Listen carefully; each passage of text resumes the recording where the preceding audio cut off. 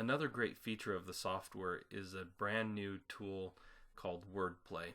You may or may not be familiar with a term called subway art, but it's very popular, and it's where you take a shape and you fill it with words.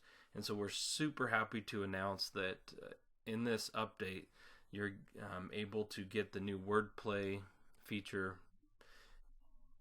And let's go ahead and check it out. Let's go ahead and click on the wordplay icon that's located kind of in the center of the software.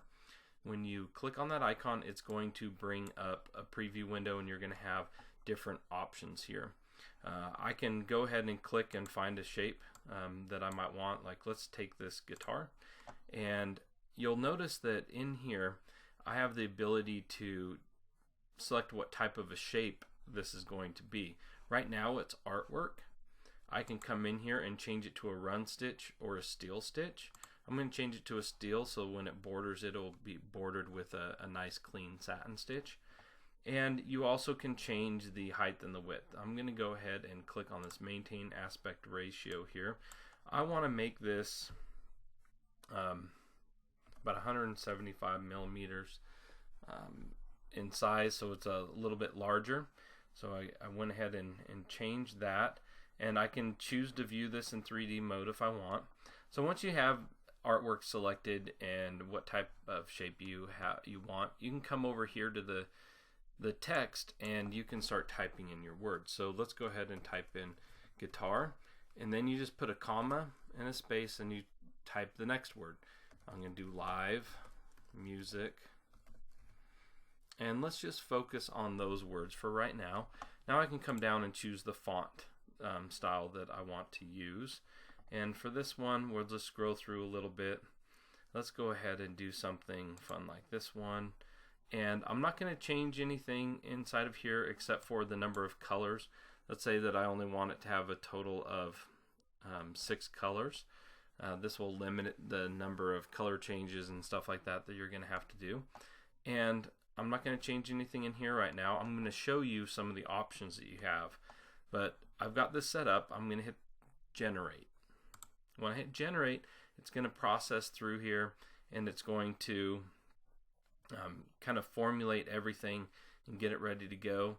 And you'll see here in a second that it dropped in all those words, guitar, live, and music in here. And you can see that they're kind of vertical, horizontal, at angles. There's a lot of different ways in which it presents it here. And let's say that I want to play around with it a little while. I might want a different look to this. Down here in the angle section, I can choose like horizontal, or let's do diagonal first, just diagonal by itself, and hit generate.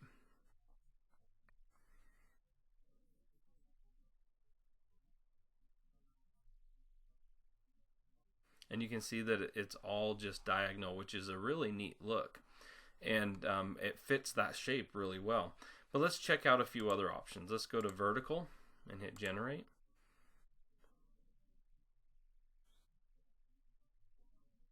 The wonderful thing about this is that you can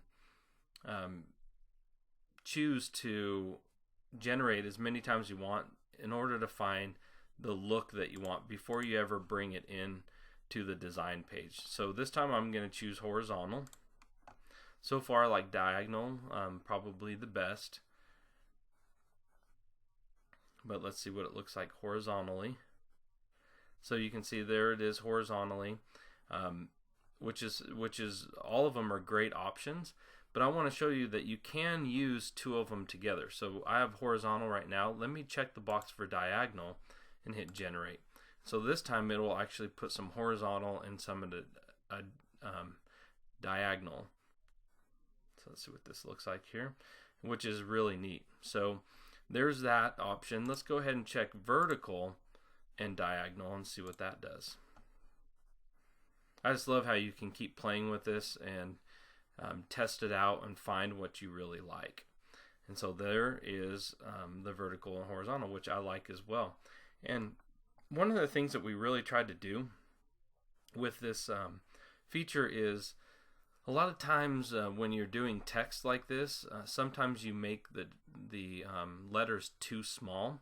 And so what we incorporated into this wordplay is once the font got to a certain size, it automatically changed it to a run stitch so that you could actually have really small lettering inside so that you can maximize the numbers of words in the design.